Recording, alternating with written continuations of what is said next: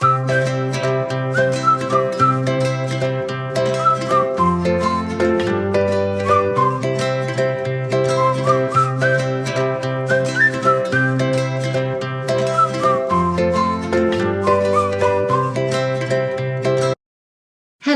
and welcome to From the Horsebox. I'm Claire.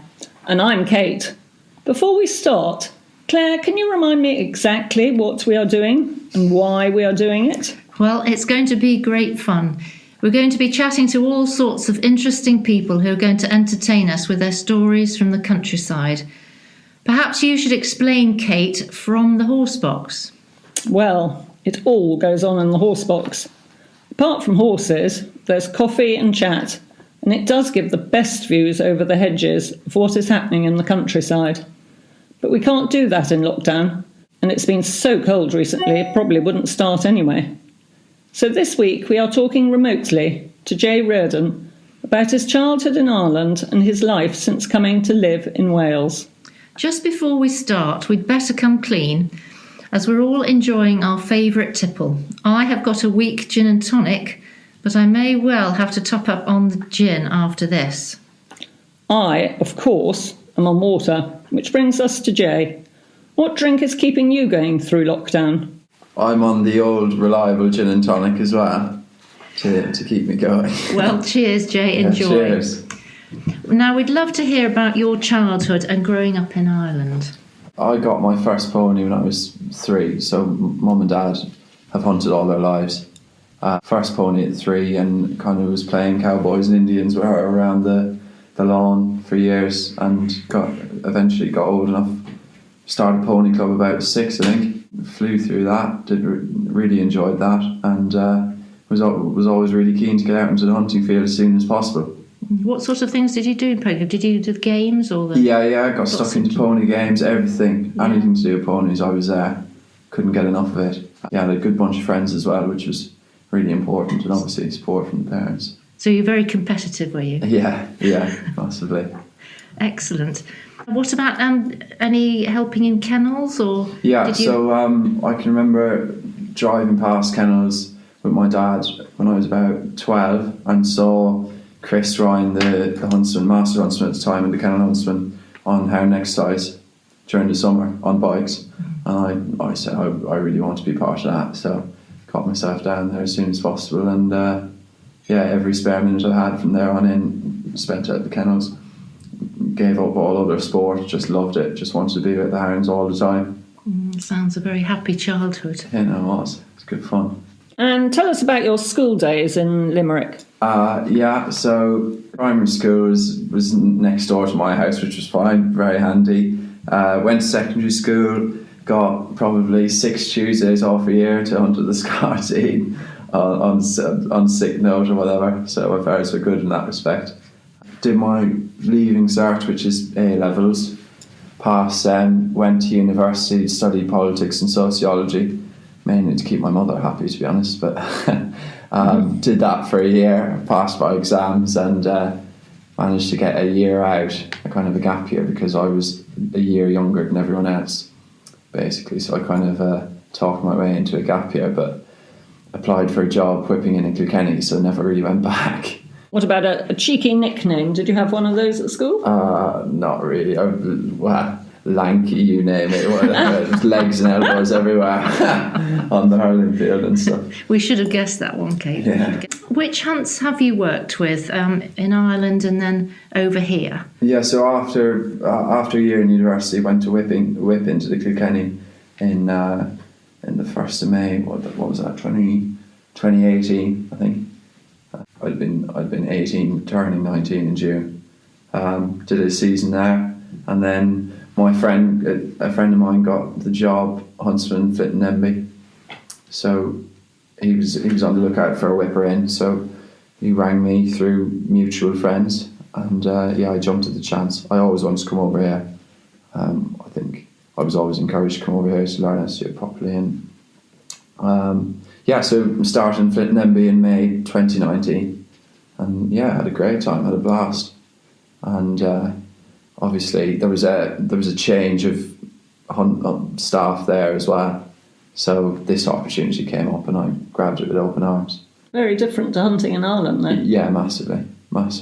From hunting in Scarteen, the farms and fields are a lot smaller, and the boundaries, which are banks and ditches, are a lot harder to see over or through. So you never actually, you do a lot more on ear, if that makes sense. You never actually get to see hounds. You never actually get to see as much as you do here, because you can kind of ride to hounds easier over here, I think, or stay with them perhaps. Yes. In Ireland it's much slower because there's so much wire and everything. So you found crossing the country easier in the Flint and Denby country? To Ireland, probably, yeah, obstacle-wise, just as challenging, but as in terms of having to get off every field to cut a strand of wire, jump over the bank on foot, cut wire, then jump back across, jump on your horse, and then jump the obstacle. Mm-hmm. In all that time, you can imagine the amount of ground a pack of hounds make.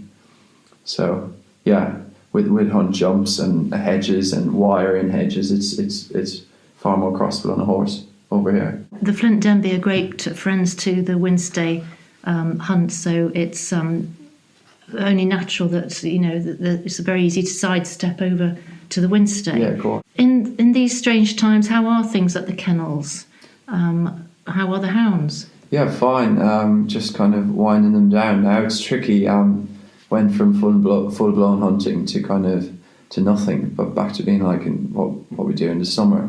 But they're chills. They're really happy hounds in kennels. So kind of keeping them ticking over nicely, and then you've got the knackery is still as busy as it would be normally. No change there. So that keeps us busy. And getting pups on and off couples now. So getting them all walking out on exercise. And yeah, just trying to keep the thing going. Yeah, it sounds extremely busy. The setup at the kennels, does it work for the welfare of the hounds? And that helps to keep them happy? Seriously well designed kennels. Real pleasure to do in the mornings. Absolute pleasure. Mm. Couldn't improve anything. Oh, that's I can't amazing. see anything. Yeah, that's really, really good. And how is Chris? He's brilliant. No, Chris is pleasure to work for. I think we get on really well. Well, you make a good team. And have you recovered from your injury? Yeah, no, I have.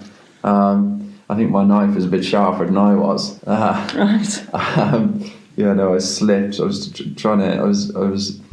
trying to take the back leg off a cow and slip in the wrong place and looked down, and my knuckle was in a fairly bad old state. So had to get Chris's wife Ginny was there at first aid. And we both decided that there was nothing we could do in the valeting room, so I had to go to A&E. Right, but it's all yeah, healed they're fine now. Yeah, 90% back. Yeah, ready to go again. On the subject of hunting, sort of thinking about kit and getting everything ready. Have you got any special tips that you could share with us? Yeah, so I think the best thing I learned was with rubber boots. Even though they're rubber, still polish them as you would leather boots, just don't bone them. And then what I use, you can get this tyre shine, it's for cars. Tyre shine, spray that on and give that a quick rub with a soft cloth, and it looks like a boned leather boot. That was a pretty nifty one to learn. Learned that Flint and Denby, it's good. Well, now you know, Claire. Excellent. There's a lot of pageantry to hunting, the meet and the dash. Do you enjoy the pageantry side of it? Yeah, I love every bit of it. Yeah, no, I love all aspects of hunting. Yeah, no, it's nice, isn't it? It shows great respect, turnout and the meet and making an occasion of it shows great respect to the landowners and to the hounds and to everyone involved. So I take great pride in it. I mean, the social side is very important to people, fabric of the community.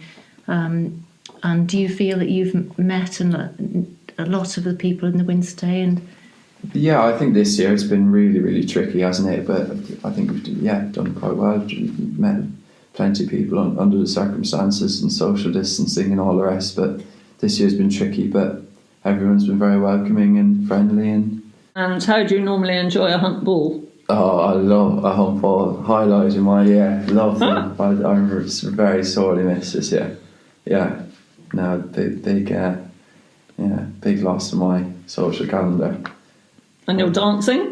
Absolutely terrible, but after a few gin and tonics, I don't really care after that. So okay, I think it either gets better or worse, but I end up doing a lot more of it as the night goes on.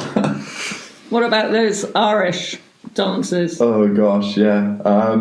Had plenty of practice doing those on tables in local pubs when I was younger, but no, nothing too fancy, I'm afraid. Do you think there's anything that Wednesday could learn from those Irish dances? Do you think there's a possibility we could have some social things based on your experiences? Oh, I don't know. I think you two did pretty. I was at the Winster Home Ball last year and it was bloody good fun. Really, really good fun. Everyone on the dance floor and getting stuck in. It was good.